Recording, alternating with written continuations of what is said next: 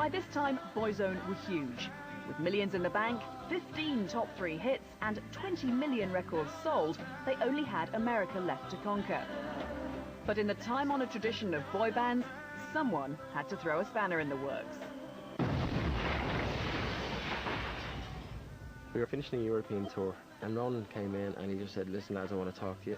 The hair stood up in the back of my neck and stuff, and he said, I want to do my own stuff. I want to go into my own solo career, but just for about 12 months, he said. Just take a year off.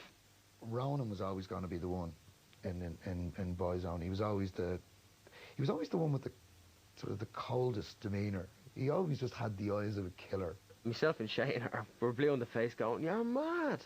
Let's just ride it out for another couple of years and then you can do what you like," you know. It was like 5 managing directors of a business. They've worked and worked and worked to make this business strive. It actually gets to the state where you kind of get the comeback from it, and the managing directors decide to break the company up. You know, it was bad business. Everybody was in agreement that we would come back 1 year later to, you know, probably put a new album out, a new single or two, and go on tour again. I think Ronan just wanted to be out and to break America and to be a really, really big star. Ronan loved to spend money, and he spent a lot more than the rest of us, you know. And on signing a solo deal, he was going to get a fantastic advance. And I think he needed that money more than anybody else realises. Honest and truly, I thought we were going to have a year off and come back and do an album, do a tour, and continue on as Boyzone. Nobody has said anything to do with whether Boyzone is completely split up. Fans don't know, press don't know, nobody knows. It must have dawned on them that I think they were taking a year out, and that's always a bad sign. I think, you know, the writing is on the wall in big letters. It's like we just want a year to pursue other projects, and that's always the kiss of death. It's like a relationship. You know, you're going out with someone and they say, maybe it'd be better if we didn't see each other for a couple of weeks. You just know, that's it. Gone, dead. In January 2000, Boyzone ended their Millennium Tour with a gig in their hometown, Dublin. Their hysterical fans were not to know that this would be their last ever performance.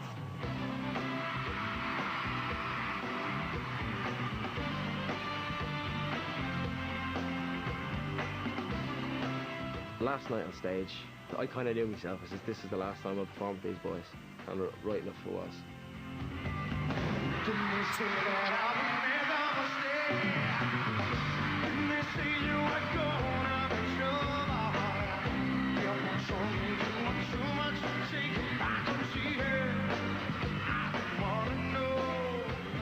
After this final show, they all went their separate ways to try their hand at a solo career. Ronan was the only one to make a real go of it, although he never broke America. Stephen Gately ended up being dropped by his record company, and Mikey Graham had to cancel a UK tour due to lack of interest.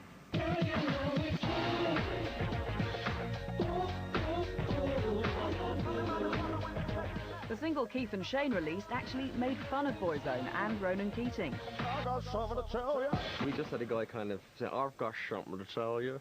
Let me add, so many different people in the television end of things and the music business have slagged Ronan over the way he sings with the whole, you know, with the "I've got something to tell you." He found out it was in the song and he got really upset, you know, and he was very annoyed. I was going, Jesus, man, you know what I mean? We've been on the road for 7 years together. Don't for a minute think I'm me. This is only a joke. If I wanted to sort of go on Stars in Your Eyes and be you, right, what would I need, you know, to sing like you? Because it is very essy, isn't it? It is. Look, you know, it's like, there's a smile on your face. See, there you go, you're away. There's no, that music, man.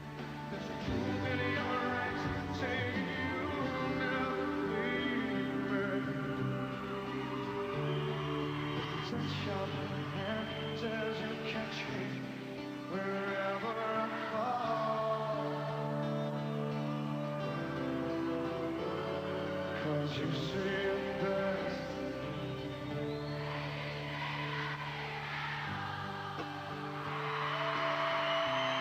Thank you so much for the last 6 years. It has been unbelievable. Thank you so much. But we're not going anywhere. We're not I'm sad standing here. I'm sad standing here looking at all that. Place would be full wall to wall with all the fans screaming everybody's name and the excitement. It was fantastic, absolutely fantastic feeling. Kind of feels strange really standing here on my own in the Point Depot with all of these memories. We never got to say a proper goodbye, and most groups do get to say a proper goodbye, and we didn't. And I feel, yeah, I don't think that was fair. If I was one of the hardcore dedicated fans, I would feel cheated, without a doubt. And why shouldn't they feel cheated? I mean, Ronan was the guy that said, look lads, let's not have a press conference like Take That did. Let's not break up. Let's just, you know, do our own thing for a year. It's just another band who's moved on. It's no big deal. We all come and go. We all knew we wouldn't be Rolling Stones and be going on forever. We had many, many happy times. Just really great. I'd do it all again tomorrow.